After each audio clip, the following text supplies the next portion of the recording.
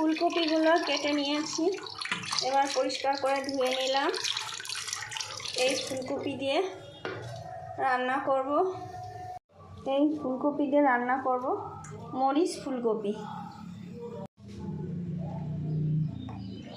কড়াই গরম হয়ে এসছে, এবার তেল দিয়ে দিলাম। তেল দিয়ে ফুলকপিগুলো একটু ভেজে নেব। পরিমাণ মতো নুন দিয়ে দেবো। এই নুনটা দিয়েই ফুলকপিগুলো ফ্রাই করব।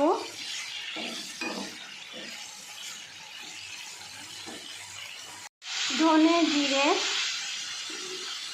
গুঁড়ো করে নিয়েছি, তার ভিতরে আদা রসুন একসঙ্গে পেস্ট করে নেব, লঙ্কা সব একসঙ্গে পেস্ট করে নেব, গোলমরিচ গোটা গোলমরিচ আর দুটো শুকনো লঙ্কা সব মিশিয়ে একসঙ্গে পেস্ট বানিয়ে নেব। ফ্রাই হয়ে গেছে, এগুলো ফুলকপিগুলো তুলে নেব। মশলার পেস্টটা হয়ে গেছে, এর ভিতরে একটু দই দিয়ে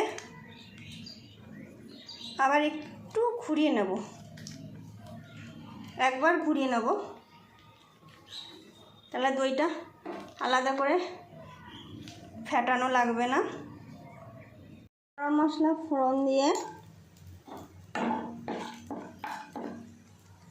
এই পেস্ট করা মশলাটা কষে নেব।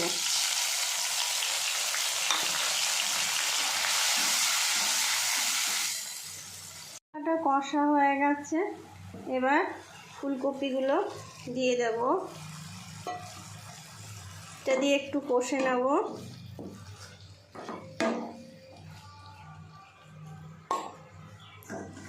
সঙ্গে ক্যাপসিকাম আর কাঁচা লঙ্কা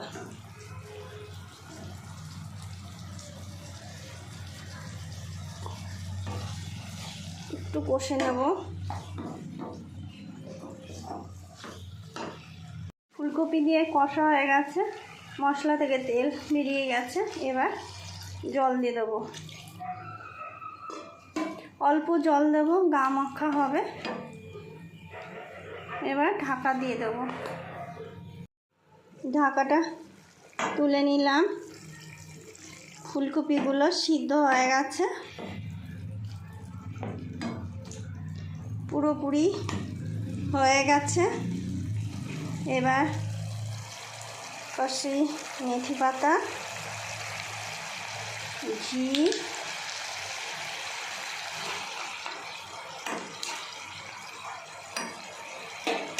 আর সব শেষে গরম মশলা দিয়ে ভালো করে মিশিয়ে নামিয়ে নেব। মরিচ ফুলকপিটা হয়ে গেছে।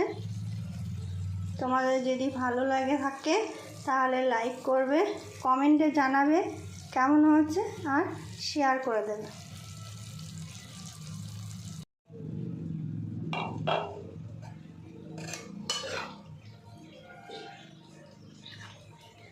নান পরোটা সব কিছু দিয়ে ফ্রাইড রাইস দারুণ লাগবে খেতে।